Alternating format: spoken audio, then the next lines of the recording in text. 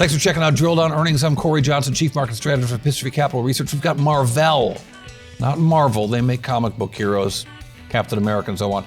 Marvell makes semiconductors. They make it for some of the biggest companies in the world. We don't really know who their secret customers are, and I want to talk about that. Secret identities also matter here. At Epistrophy Capital Research, we cover the 50 most interesting companies in technology, and Marvell certainly one of those. These were Q4 earnings for the company, and a lot better than Wall Street expected. Revenue growth blasted off for this company. Yeah, we'll make some comic book jokes. I guess with a different budget, I'd have boom, kapow, and Batman graphics or something. But 27% revenue growth is really fantastic for this big semiconductor company. $1.8 billion, I should say, in revenue, with really nice gross margins, 50.5% GAAP gross margins, 60 cents, I should say, an earnings per share on a non-GAAP basis, but a really strong quarter for this company. When you look a little bit deeper, what you see is real success in custom silicon, especially chips made for AI programs from their customers. They're doing what they say is volume production, not just test projects for big customers. So who are those big customers, those hyperscalers? We don't really know. Could it be Google? Could it be Meta? Could it be Amazon? Probably with the last two, but they've got some design wins here that are really important for several new programs. They say it's going to yield a lot of future growth, yield pun intended perhaps, but they expect this revenue growth to go fantastically, to go from 27% year-over-year growth to 60% year-over-year growth, and yet Wall Street hated these numbers. Why? Well, let's dig into it. So, data center has become a huge part of the Marvell universe.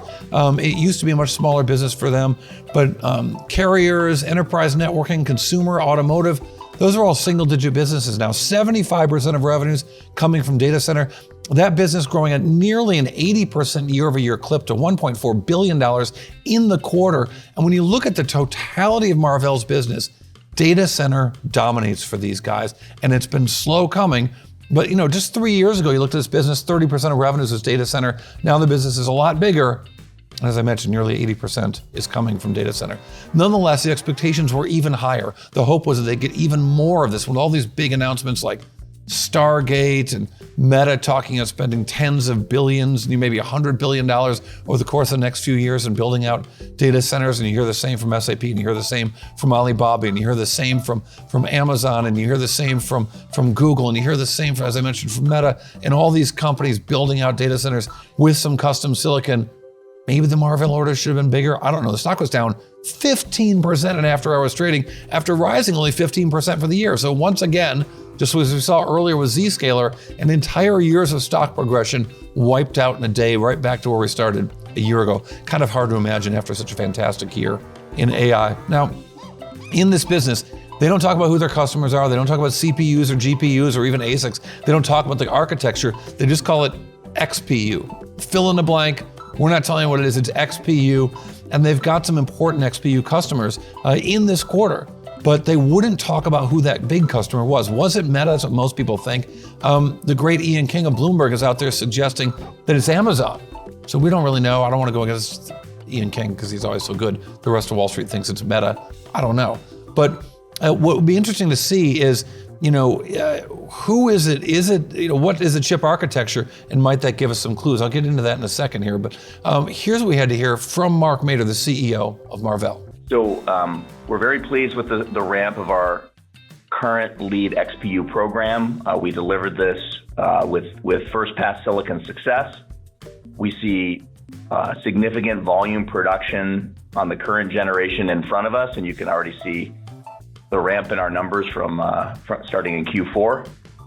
In parallel, we have been deeply engaged on the next generation of this AI XPU with this customer. I said this in my prepared remarks, but I'll just go over it again. And we're planning for a production ramp once it completes its sampling and qualification cycles. So to be crystal clear, we do expect revenue from these custom XPUs with this customer, not only to grow in fiscal 26, which is the year we're in, but to grow in fiscal 27 and beyond. And I just want to also note that I'm not including revenue here that would be from other products such as networking or connectivity. that would be incremental to custom, and certainly we've got a great setup, I think, overall with this account relative to the opportunity set, but it's really on both. And then with respect to the question that our customer may be working with someone other than Marvell on a next generation XPU, it's just something we can't comment on.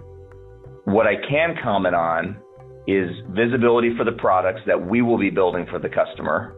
And as I said, this extends to the next generation of our current AI XPU program. So who is this secret XPU customer? Is it Meta?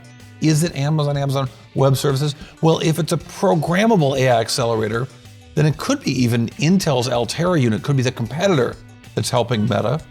If it's Meta, more ASIC focused, that other competitor that they suggest in this call, could be Broadcom. If it's Amazon, who knows? But we're gonna keep looking for clues. All right, what's it all mean? What's your big drill on earnings takeaway? What's the one number that tells a whole lot? Well, Marvell Q4 earnings, such an important quarter for this company. Your essential summary tells you that 27% growth just taking off, blasting off for this company, making custom chips for the hyperscalers. We don't know who their big secret customers are. We don't know who their big secret competitor is. But the drill down bite, the one number that tells you a whole lot, is not indeed the 1.817 billion in revenues. It's the growth in data center. 78% growth in data center business that is now, just a fantastic part of their overall business, most of the overall business at Marvell, really transformed company, part of this AI revolution. All right, thanks for checking out Drill Down Earnings. Check out our full earnings reports on YouTube. Subscribe to us anywhere you like, including on X at Cory TV. Check us out again at Epistrophy Capital Management. I'm Cory Johnson.